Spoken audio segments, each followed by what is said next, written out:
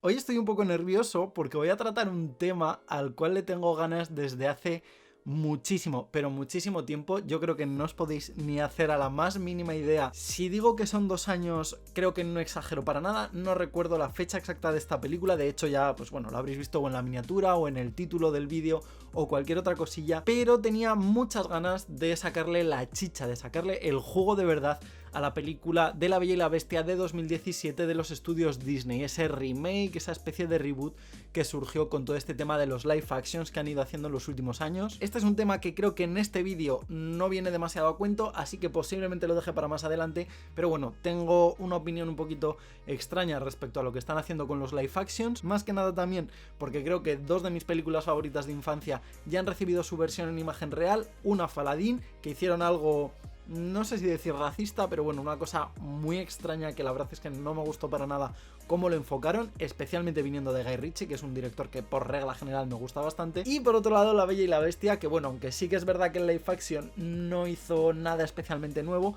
más allá de ofrecer pues esa versión en imagen real de todo lo que nos habían traído con la película de animación en los años 90, pues bueno, me gustó también especialmente por esto que os voy a contar, porque creo que tiene ahí su chichita, ¿no? Su cosa para poder ir sacándole. No me quiero extender mucho más con la presentación porque sinceramente creo que es un vídeo de estos que va a ir para largo, hay mucha chicha que comentar. De hecho ya sabéis que cuando traigo el cuaderno es porque necesito tomar notas para que no se me pase absolutamente nada, pero me veo en la obligación de introducir un poquito el enfoque que le voy a dar a este tema. Creo que va a hacer que todo gane mucho y que tenga mucho más sentido cuando os vaya explicando cositas posteriores. Vamos a partir de la base de que el cuento de La Bella y la Bestia, aunque sí que es verdad que se habla de versiones anteriores y todas estas cosas, pero bueno, digamos que el primer cuento de manera escrita, con nombre propio, con mucho más peso, lo redactó Madame Le Prince de Beaumont, que era ni más ni menos que la institutriz del Rey Sol. Y aquí os tengo que pedir perdón, tengo que hacer la corrección, porque aunque Madame Le Prince de Beaumont sí que era institutriz y sí que es la autora de la versión más conocida del cuento de La Bella y la Bestia, ella pertenece al siglo XVIII y es que la confundí con Jean-François Fenelon, que sí que era también autor de cuentos de hadas en el siglo XVII y que era a su vez el tutor del Rey Sol, por lo cual, pues bueno, he hecho aquí un remix de cositas, cosas que pasan por hablar de memoria, así que por favor tomad este consejo y revisad absolutamente todo lo que queréis meter en vídeos o en cualquier artículo o en cualquier cosita. Y ahora sí que sí, seguimos para adelante con la vida. Luis XIV, que a su vez era el abuelo de Luis XVI, del cual hablaremos posteriormente porque tiene mucho peso en todo lo que vamos a ir contando a continuación, que fue el último Borbón dentro de todo lo que fue la monarquía francesa hasta la llegada de la Revolución. Ya sabéis, esa sublevación un poquito del pueblo, de la clase burguesa, contra todo el tema de la monarquía, que cambió el paradigma por completo de todo lo que son las instituciones, me atrevería a decir que en Europa, aunque ya teníamos algunos precedentes en Estados Unidos, de los cuales, por cierto, también hablaremos dentro de un ratito. Pero bueno, eso, que digamos que el contexto era un poquito el de la monarquía francesa. Creo que ya lo mencioné también con todo el tema de Caperucita Roja, que por cierto os dejaré por aquí el enlace por si queréis pasar a echarle un vistazo a ese vídeo. De esto que os estaba contando de la corte francesa, digamos, pre-revolución, quiero dejar constancia porque creo que es algo bastante importante para la evolución del tema de los cuentos de hadas, ya que si vamos analizando un poquito en los momentos en los que son cuestiones de mucho más auge, encontramos que van respondiendo a distintas revoluciones, a distintas crisis, digamos, sociales, económicas, políticas, dentro de las sociedades de todo el mundo. Sin embargo, posiblemente el mayor peso recae en Francia, porque hace que esto sea posible, ya que todos los cuentos de hadas, o por lo menos los de mayor renombre, partiendo de esa base de las cortes donde se movían personajes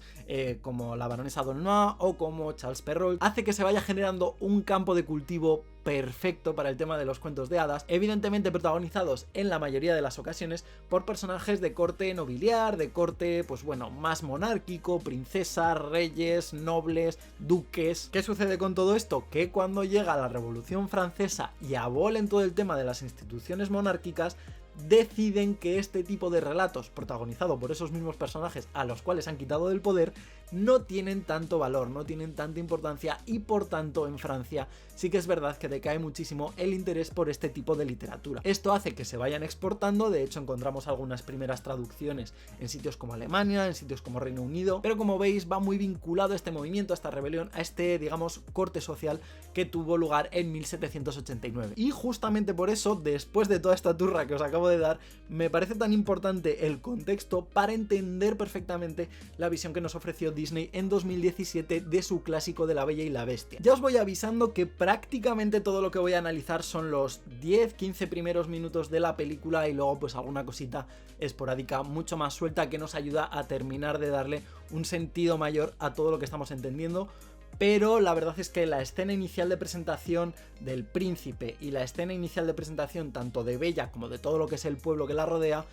me parece algo fascinante. Creo que es lo que realmente nos da a entender todo lo que está sucediendo en la película con todo el tema a nivel histórico. Lo que no voy a hacer es meterme en análisis ni de vestuario ni en cuestiones arquitectónicas, salvo 4 datos puntuales que me ayudan a entender todo lo que os quiero contar. Pero el primer dato con chicha, lo primero que nos vamos a encontrar, que nos va a dar realmente la pista de en qué momento nos estamos moviendo, es ese arranque de la película donde vemos como un ayudante, que posteriormente veremos que es Plumette, está maquillando al príncipe. Esto puede parecer algo totalmente casual, que puede responder a unos, digamos, iconos, unos estándares de belleza que sí que se han ido transmitiendo de manera histórica y que en nuestra memoria pues ya es, digamos, una especie de seña de identidad del siglo XVIII. Pero por un lado tenemos que ver cómo este personaje sí que evidentemente pertenece, digamos, a un corte, a una casta superior al resto del pueblo, ya que los colores que utilizan para maquillarle no son ni más ni menos que el púrpura y el lapislázuli. El púrpura y el lapislázuli de toda la vida de Dios ha ido vinculado a estos cortes, pues bueno, mucho más regios, mucho más sacros,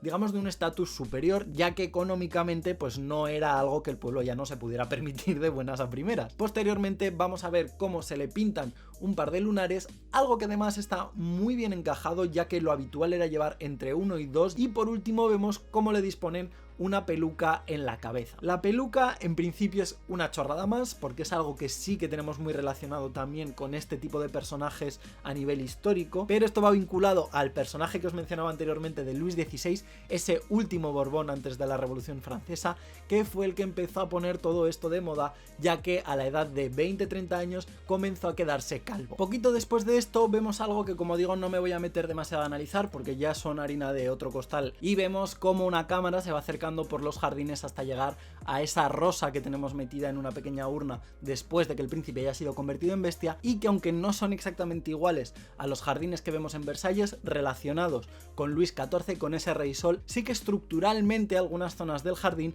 responden muy bien a lo que tenemos en la película de 2017. Muy poquito después vemos cómo la cámara se acerca a ese pueblo, una villa rural, pero vemos cómo Bella baja unas escaleras y encontramos algo que nos apunta muchísimo a unos últimos años del siglo XVIII, principios del siglo XIX, y es que vemos una fuente pública. Una fuente pública que, aunque sí que es verdad que ya manteníamos desde todo lo que era el tema de la película de animación en los años 90 y que veremos posteriormente en una fuente pues mucho más grande, todo el tema de las fuentes potables de acceso mucho más, digamos, público, de acceso mucho más llano, era algo que el propio Napoleón, después de la Revolución Francesa, empezó a implantar, pues digamos, como medida de sanidad. Llegados a este punto habrá gente que piensa que soy un auténtico flipado, que posiblemente me esté inventando la mitad de las cosas, pero la verdad es que para mí todo tiene sentido, especialmente cuando la película avanza un poquito más y mientras habla con uno que vamos a ver entre comillas de manera recurrente, al fondo vemos por primera vez,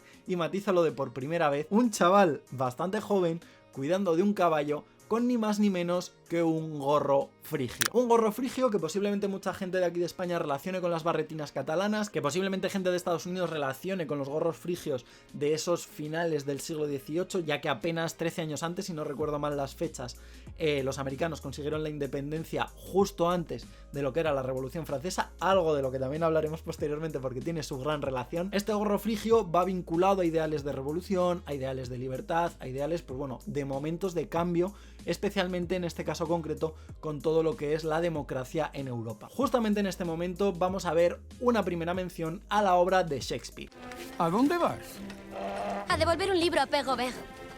Trata sobre dos amantes de Verona. Esto lo voy a dejar aquí en stand-by, ya que lo mencionaré posteriormente porque creo que tiene mucho más sentido, ya que aparece junto a otras cosillas literarias. Pero esta idea nos lleva a algo que en un principio, y en la película de animación así se nos muestra, es una especie de librería barra biblioteca donde Bella va pues a consultar libros, a coger novelas, a coger cositas para ir leyendo ella, que bueno, pues al final yo creo que ha sido gran parte del sustento de este personaje, ¿no? Ha sido una de las grandes señas de identidad. ¿Qué sucede en este caso? Que esa librería, esa biblioteca, no es ni más ni menos que el lugar donde encontramos un personaje al que ella llama Père Robert. El padre Roberto, algo que ya de entrada y además viendo los colores que viste y el tipo de vestimenta que va llevando a lo largo de la película y en todas sus apariciones, nos deja bastante claro que es un personaje del clero. Esto a lo mejor choca con la idea preconcebida que hay gente que pueda tener, pero hay que tener en cuenta que dentro de los estamentos que se formaron y que se disolvieron durante todo el tema de la Revolución Francesa,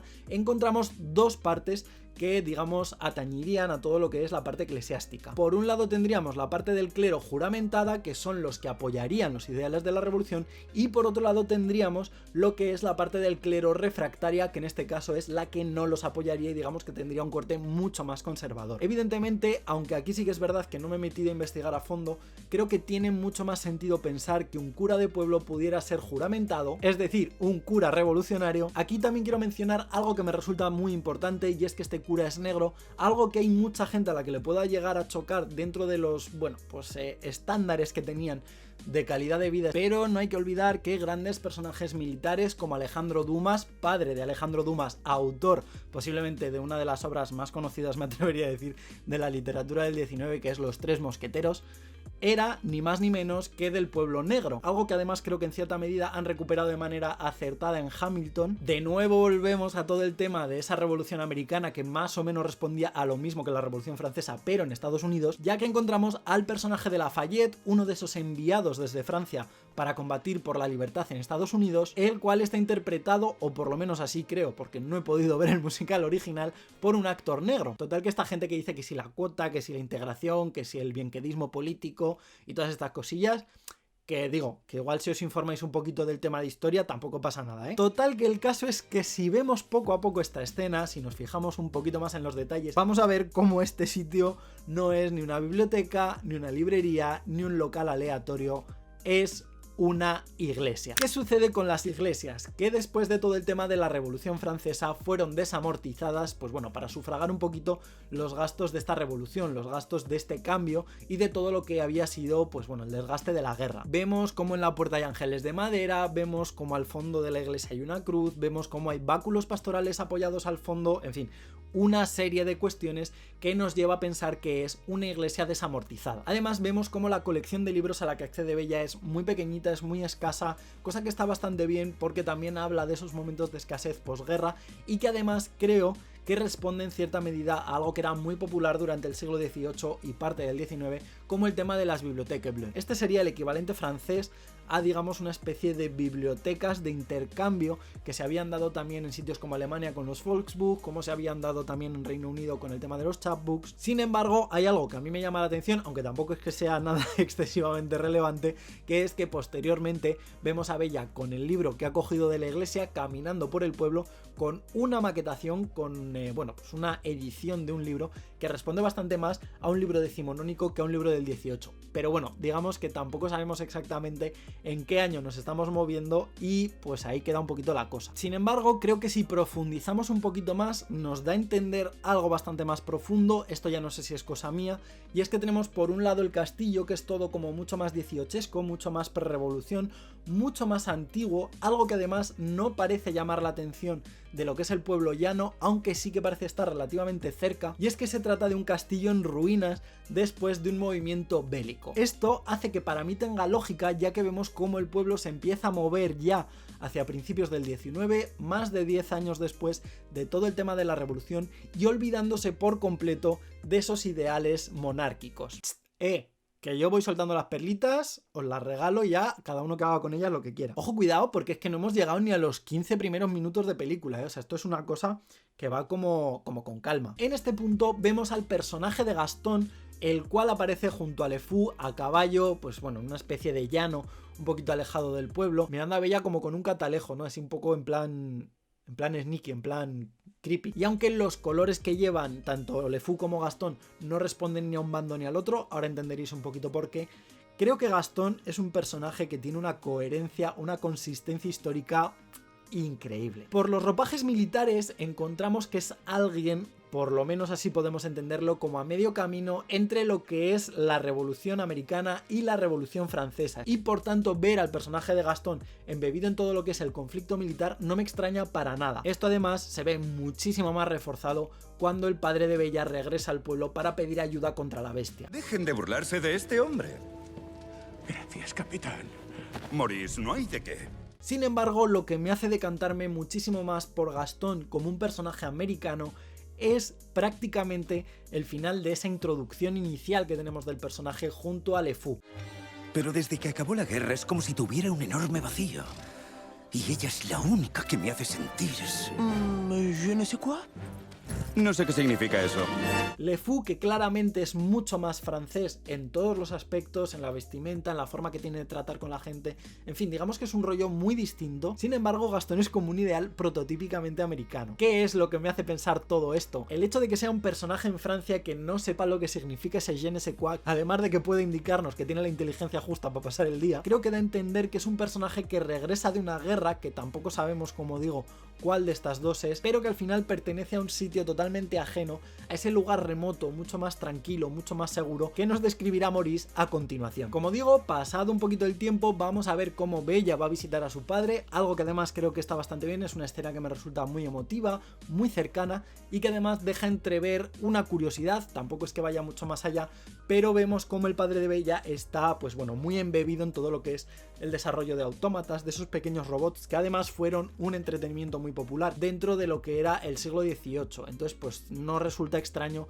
ver todo lo que podemos ver, incluso a nivel estético, dentro de lo que es el taller de Maurice. Sin embargo, dentro de estas cuatro paredes vemos una pequeña conversación entre Bella y su padre, en la cual ella le pregunta que si ella es rara, él le pregunta que por qué, y ella dice que el pueblo habla. Sin embargo, para mí la clave es una de las cosas que dice posteriormente el propio Maurice. Este es un pueblo pequeño y claro,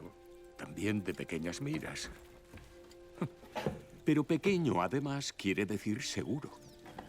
Cuando vivíamos en París, conocí a una joven como tú. Entendemos así que el propio Maurice huyó con Bella de la capital, huyó de París, algo que además tampoco extraña, ya que durante la Revolución Francesa y de manera posterior, pero especialmente durante los conflictos bélicos, mucha parte de la población que a lo mejor no estaba embebida de manera directa en todo lo que eran esas guerrillas que se iban dando especialmente en París y en los pueblos cercanos, emigró a pueblos, pues bueno, de zonas más rurales donde a lo mejor no llegaba tanto la revolución, incluso a países vecinos, por lo cual vemos aquí algo que ya tiene cierto sentido. Esto es algo que posteriormente se completará con un pequeño fragmento que ya voy a adelantar para no alargarlo mucho más, ya que vemos cómo Bella con Bestia viaja a lo que sería la casa de Bella de pequeña. En ella encontramos ni más ni menos que una máscara de médico con algunos pequeños frascos y se nos da a entender que la madre de Bella tenía algo similar a la peste. Peste, cólera, tifus, cualquier tipo de enfermedad que la verdad es que durante bastantes siglos y realmente hasta bien entrado el siglo XIX, incluso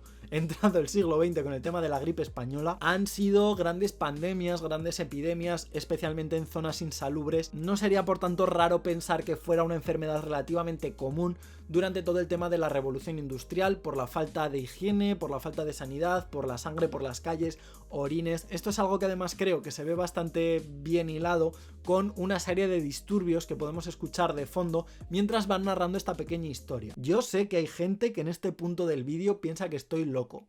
pero ya os puedo asegurar que para mí tiene un sentido, o sea, encaja todo como un puzzle cósmico, pero vamos, perfecto. Y para terminar, voy a mencionar uno de los puntos que me da a entender muchas más cosas, por lo menos de los personajes, tanto del príncipe o de Bestia como de Bella, que es el tema literario que ya os adelantaba antes. Como os mencionaba, ya se había comentado el tema del personaje de Shakespeare, algo que vamos a ver repetidamente de manera posterior, y que aunque sí que es verdad que todo el tema de las traducciones inglesas al francés no era por aquel entonces algo excesivamente popular, podemos encontrar cómo la propia Bestia conoce algunos de los fragmentos. El amor no mira con los ojos, sino con la mente. Y por esa razón al dios Cupido ciego lo pintan. ¿Conoces a Shakespeare? Tuve una educación esmerada. ¿Qué sucede? Que cronológicamente la primera traducción que se hizo de Shakespeare al francés no sé exactamente de qué obra, no sé exactamente tampoco si responde a la que están citando ellos dos, pero la encontramos en 1776 de mano de Antoine de Laplace. 1776, momento de la Revolución Americana, muy poquitos años antes de todo el tema de la Revolución Francesa, y por tanto vemos que encaja en la educación que podría llegar a recibir un noble de la época. Os prometo que no tengo la más mínima idea de quién ha manejado el tema de la documentación, pero me parece, vamos, chapó, de quitarse el sombrero, lo digo totalmente en serio. Sin embargo, dentro de estos temas de literatura hay algo que ya rompe un poquito más, porque se consideraría un anacronismo, pero bueno, que más o menos se puede llegar a entender dentro del mundo mágico que nos están planteando, y por otro lado también de que ambos personajes son, digamos que mentalmente bastante más avanzados a lo que es el resto de la población. Esto lo vemos en la escena en la que ambos están caminando durante la nieve, ya que Bella recita un pequeño poema. Esto en un principio no tendría mayor repercusión, pero lo que está leyendo es ni más ni menos que a Crystal Forest, un poema de William Sharp, poeta escocés, nacido a mediados del 19 y que falleció, creo que ya entrado el siglo XX, en 1905 si no recuerdo mal la fecha, y sin embargo este poema incluso se publicó de manera póstuma ya en 1912, por lo cual vemos un anacronismo bastante intenso de unos cuantos añitos, décadas, incluso más de un siglo de separación con lo que hemos tenido durante el resto de la película. Pero esto yo creo que habla más bien del avance mental de estos personajes, porque posteriormente Bella pilla a Bestia leyendo las aventuras, asumo que amorosas, de Ginebra y Lanzarote. Esto no es nada excesivamente relevante, pero bueno, sí que es verdad que este neomedievalismo, este interés por retomar todo lo que son las artúricas, todas esas historias, esos spin-offs, crossovers y demás que rodean al personaje del rey Arturo, es algo bastante más propio de lo que ya es el siglo XIX, por lo tanto, pues bueno, vemos que son personajes mentalmente bastante más avanzados a todo lo que es su época, que como si leer en aquella época en un ambiente rural fuera algo totalmente cotidiano. ¡Mamma mía! Pues nada,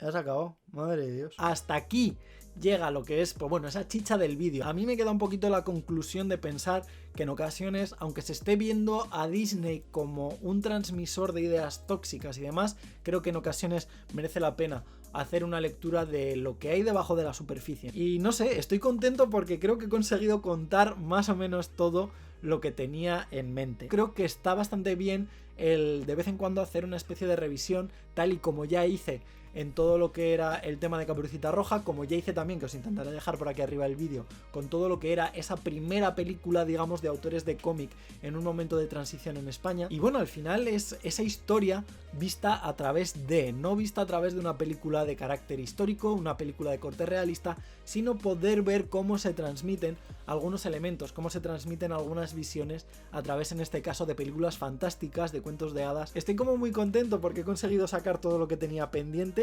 y sinceramente sé que este tipo de vídeos no son los más vistos del canal, pero yo los disfruto muchísimo porque realmente esta labor un poquito más de investigación es algo que a mí me gusta mucho, es algo que disfruto muchísimo haciendo, y creo que el traerlo a YouTube hace que descontextualicemos un poquito este tema de la investigación del mundo académico. Hacemos que esta información llegue a otra gente que a lo mejor en un principio pues no se acercaría. No me quiero poner al nivel de Jaime Altozano, no me quiero poner al nivel de gente como Ter, de Scarlett Johansson, pero la verdad es que son gente que hace una gran labor, cada uno en sus campos, cada uno con su punto de vista, con su tono, y me gusta un poquito, como digo, traer esto porque me gusta, no sé, lo disfruto. La verdad es que es algo un poquito más duro de preparar, pero creo que está bien. Ahora sí que es vuestro turno, me gustaría que me dejarais por aquí debajo en la caja de comentarios qué os ha parecido un poquito esta idea de pinza por un lado y lo que es, pues bueno, ya de manera un poco más seria como análisis, o si realmente pensáis que simplemente soy un loco que ve cosas donde no las hay. Me gustaría que me dejarais también por aquí debajo propuestas, como ya sabéis, de temas, de películas, de cómics, de novelas, de lo que os dé la gana. Ya está, no me queda nada más. De hecho, tengo ahí el café con mi taza favorita, que os la voy a enseñar porque me parece, vamos, una auténtica preciosidad. Es la manzana de Blancanieves, pero como podéis ver, llevo grabando cerca de 1 hora y todavía no lo he tocado. Como digo, cualquier cosita por debajo en la caja de comentarios. Os dejaré también por aquí debajo en la caja de información todo el tema de redes sociales, por si os apetece seguir charlando por Facebook, por Twitter, por Instagram o por donde sea. Y como siempre, si pincháis en este botón de aquí os podéis suscribir directamente al canal, que es totalmente gratis, o si no, podéis pinchar en este recuadro de aquí y os llevará un vídeo totalmente aleatorio que posiblemente todavía no hayáis visto. Esto ha sido todo por hoy y como no me queda mucho más que decir, me despido y hasta la próxima.